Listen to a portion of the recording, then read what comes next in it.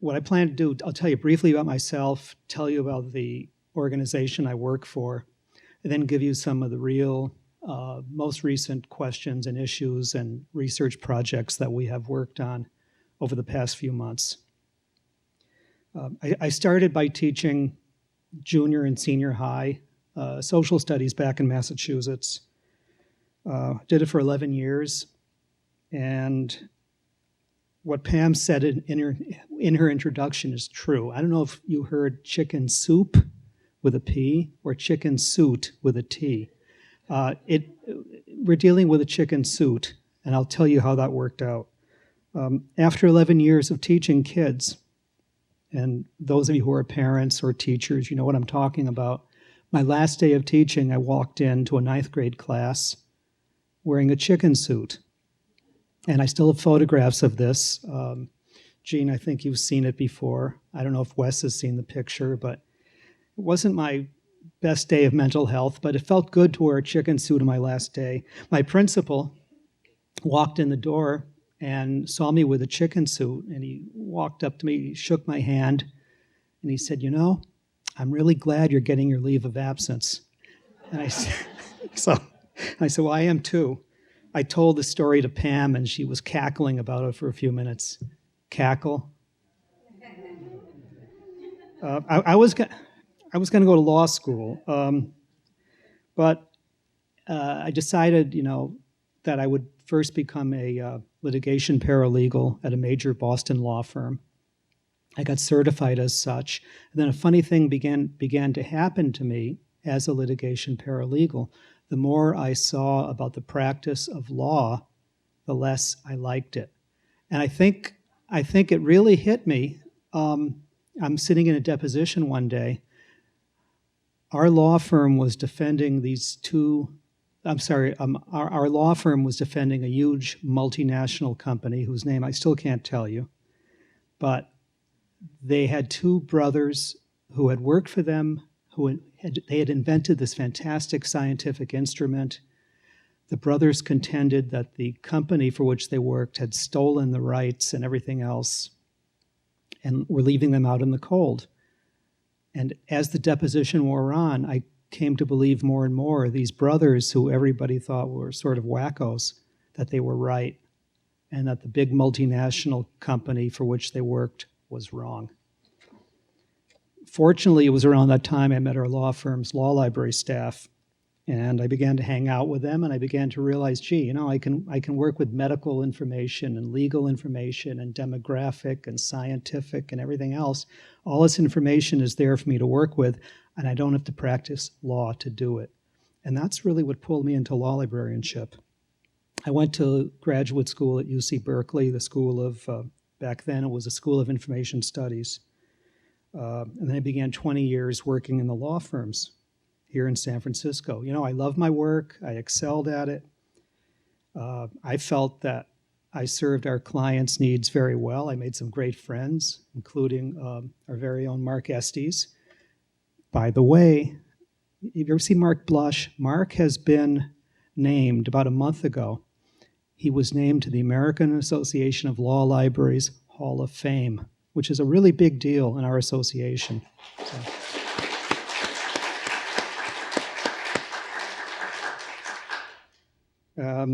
Anyhow, behind all of my happiness and all the money I was making as a law firm librarian, something was missing, and I didn't quite know what it was. One day I was walking into this building, which at the time was sort of new, and I bumped into a woman named Susan Carson. I had known Susan from a previous law firm I'd worked for. She's an attorney.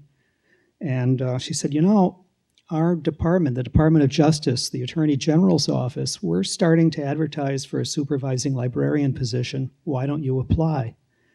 So I thought about it, and that was about 10 years ago. I got the job, and I have to tell you that, professionally speaking, I've never been more satisfied. I've never been happier than in the role I play right now.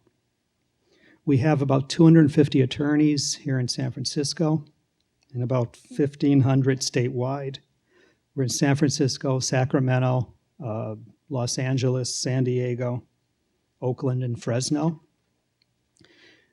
So what do you do? I mean, what do you do with our tax money, you might be wondering? And who's this Kamala Harris, who I see on TV all the time? Uh, Let me just briefly explain some of the functions that we do in a way that might virtually have a connection to you. Environmental law comes to mind. You know, we're all worrying about water and water and water and lack of water. But who sees to it that the water is being allocated fairly to the cities and towns and the counties around California? And it's a big deal. Environmental law is a big deal with us. Along the lines of environmental law, anybody here have a VW diesel? Oh, how does that make you feel? We are suing VW for falsifying the results of their emissions control tests, and that's not a secret to anybody. And where that's going to go, no one knows. Health quality enforcement. You've been to see your doctor, and God forbid the doctor says, you're going to have your left leg operated on. You got arthritis, you're going to have an artificial knee put in.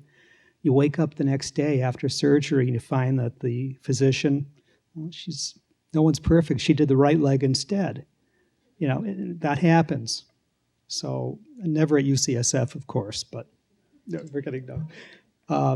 So who is to see that the Medical Board of California pulls your doctor's license and makes sure this kind of thing never happens again with this doctor? That's us. State contractors, you build an addition onto your house. In 6 months, the whole thing falls in, and you're left with just a shack.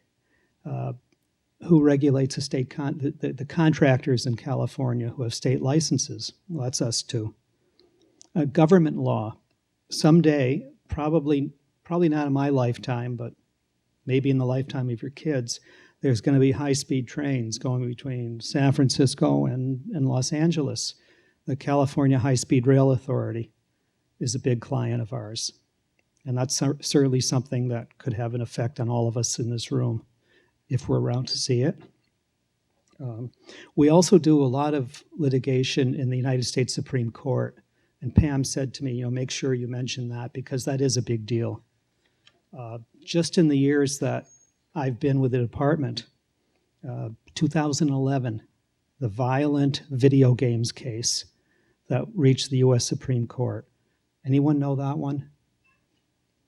Okay, the state legislature in its wisdom passed a law that said if you're going to be selling violent video games in California, you have to have a parental advisory on them. Anybody, this is real trivia, maybe you'll know this one too. Does anybody know which member of the state legislature wrote the law that was lit? I'll give you a clue, he's doing prison time right now. Leland Yee was the author of the bill. So we argued that one, and our library did a lot of work putting forth the state government's position in the matter, and we got killed. It was 7-2, and Justice Scalia wrote the majority opinion. But, we tried. 2014, the U.S. Supreme Court decides a case called Riley versus California. That involved the right of the cops to arrest you and take your smartphone and download the information, regardless of what the contents were. As long as they had arrested you, they could download the stuff. And I have to say we weren't too disappointed when we lost that one unanimously, 9-0. And earlier this year, just a few months ago, the U.S. Supreme Court decided a case where it dealt with the rights of public employees, like myself, like Pam, to join or not join public employee unions. And that was one of the goofy decisions because it was a tie, 4-4. And I think you might have been reading about that one. Justice Scalia, he didn't vote on that one, but he might be looking at the decision from wherever he is. And that's certainly going to be around for years to come, the rights of public employees to unionize or not unionize.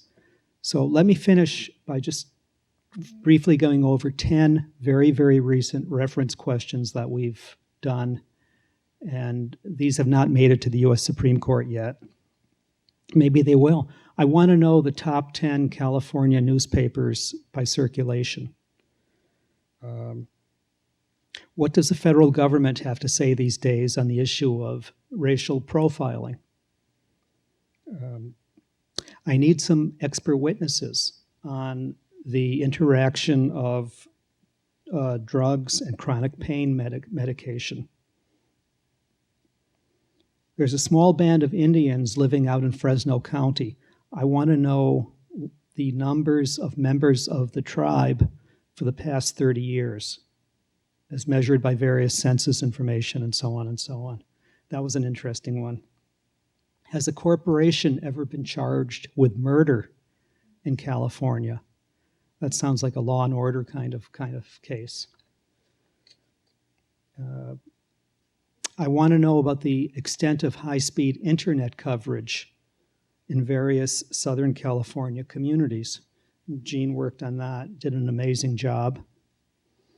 What are the latest developments in transgender surgery? And for that one, we used UCSF quite a bit to get material. Track down a missing witness for us.